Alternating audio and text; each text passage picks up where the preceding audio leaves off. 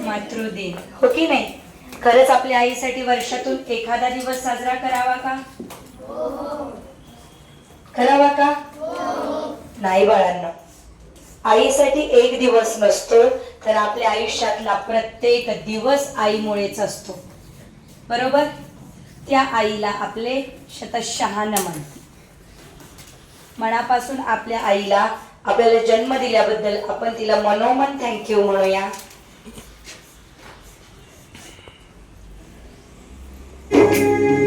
कोटी जन्माला आलेल्या मुलांमुळे ठरतं की आईचं आयुष्य किती आनंददायी होणार आहे.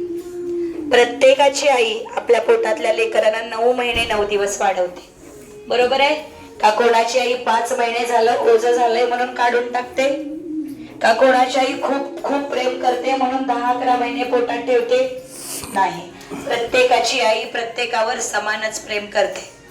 पण आपण मोठं झाल्यावर तिनं आपल्यावर जेवढं प्रेम केलं तेवढं प्रेम आपण तिच्यावर करतो का? आपण तिचं ऐकतो का? खरं तर ऐकलं पाहिजे का नको? देवळात गेल्यावर स्वतःसाठी काहीच मागू नका. हात जोडून एवढंच सांगा देवाला की माझ्या आईच्या ज्या ज्या इच्छा आहेत त्या सगळ्या पूर्ण कर. कारण कोणतीही आई स्वतःसाठी काहीच मागत नसते, ती फक्त आणि फक्त आपल्या लेकरांसाठी मागत असते. परमेश्वरासमोर हात जोडून आपल्या आईच्या उदंड आयुष्यासाठी प्रार्थना करूया, तिच्या आरोग्यासाठी प्रार्थना करूया. आईची किंमत जवळ असल्यावर कळत नाही, आईपासून दूर गेल्यावर कळते. आईची किंमत आई असल्यावर कळत नाही, आई आपल्यापासून निघून गेल्यावर कळते. जोपर्यंत आई जिवंत आहे तोपर्यंत तिच्या पायावरची धूळ बनून राहा. तिच्या सुखासाठी प्रत्येक क्षण क्षण झटा.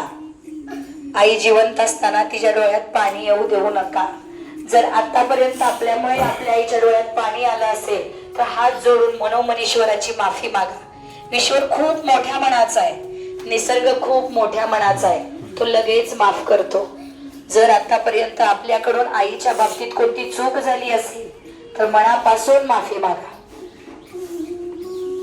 खूप पैसे कमवायला लागल्यानंतर बायकोच्या हट्टापायी आई वडिलांना घराबाहेर काढणारी पोरं निर्माण झाली आज. कारण त्यांना आई वडिलांनी खाल्लेल्या कष्टांची जाणीवच राहिली नाही.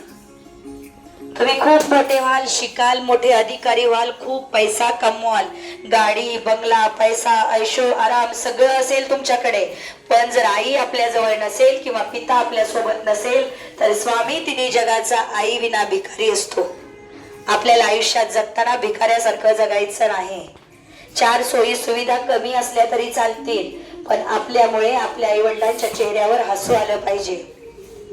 वडिलांच्या पैशावर मिजाज करणारी अनेक लेकरं आपण बघतो, पण मुलांच्या पैशावर माज करणारा आणि साज करणारे आईबाप जेव्हा तुम्हाला समाजात दिसतात तेव्हा त्यांच्या इतकं श्रीमंत आणि भाग्यवान दुसरं कोणीच नसतं.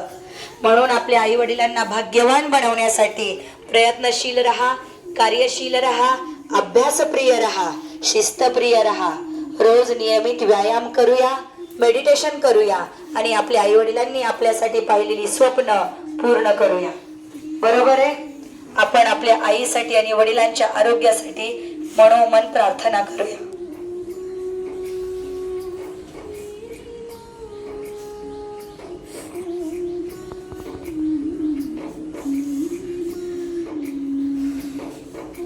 आपण आपल्या आई वडिलांचं दर्शन घेऊया. चला, तुमच्या समोर आई वडील उभे आहेत, डोकं टेकवून दर्शन घेऊया. दोघही तुमच्या समोर आहेत.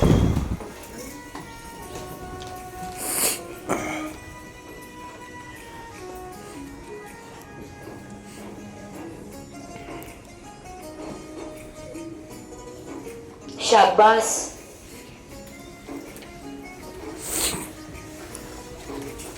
बसा व्यवस्थित.